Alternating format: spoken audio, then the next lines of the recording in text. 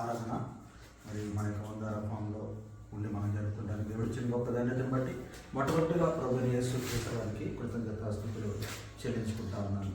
ఇక శ్రమకాల ధ్యాన కొడుకుల్లో ఉన్న మనము ప్రభుని యేసు క్రీస్తు వారి యొక్క శిలువ శ్రమను జ్ఞాపకం చేసుకుంటూ వారి లోకంలో వారు పడిన శ్రమలు, వారి అవమానాలు, వారి యొక్క ప్రతివిధమైన మరి శిలువ అప్పగింపబడిన విధానాన్ని మనం గుర్తు తెచ్చుకుంటున్న విధానంగా మన యొక్క జీవితాల్లో కూడా దేవుడు మనకు అనుగ్రహించిన ప్రతి విధమైన ఈవుని బట్టి, ప్రతి విధమైన మరి మనకి అనుగ్రహించిన మంచి మరి ఫలాలను బట్టి మన యొక్క బాధ్యత లేకపోతే మన యొక్క విశ్వాసము, మన యొక్క రక్షణ ఏ విధంగా ఇక సమాజం మీద ప్రభావం చూపెడుతుంది అనేది మనం ఆలోచన చేసుకోవాలి.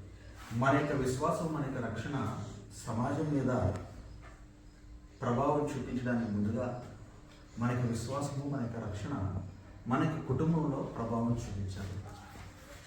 మనం చూసి మన యొక్క కుటుంబ సభ్యులు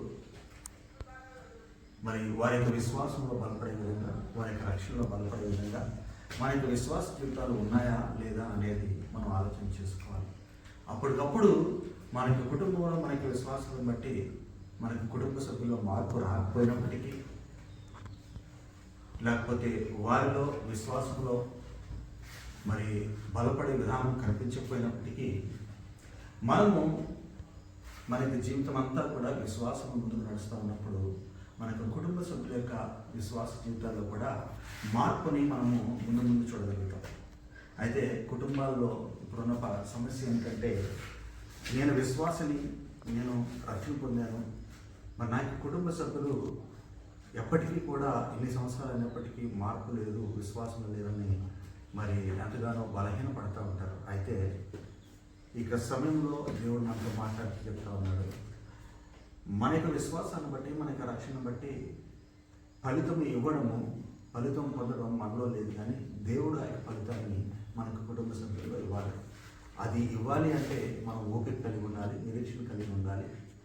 తద్వారా సమాజానికి మన కుటుంబం మొత్తము ఒక విశ్వాస జీవితంలో, ఒక నమ్మక, ఒక రక్షణ కలిగిన జీవితంలో ఉన్నామని తర్వాత మనం సమాజంలో మాదిరి కలిగిన జీవితం కలిగి ఉంటాం.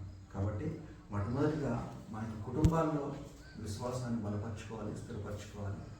తర్వాత కుటుంబం మొత్తంగా సమాజంలో మార్పు, లేకపోతే సమాజంలో మాదిరి కలిగిన జీవితాలు మనం కలిగి ఉండాలని దేవుడు మనతో మాట్లాడారు. చిన్న వాక్యాన్ని ఆశ్రయించి కాచి కాపాడాలి.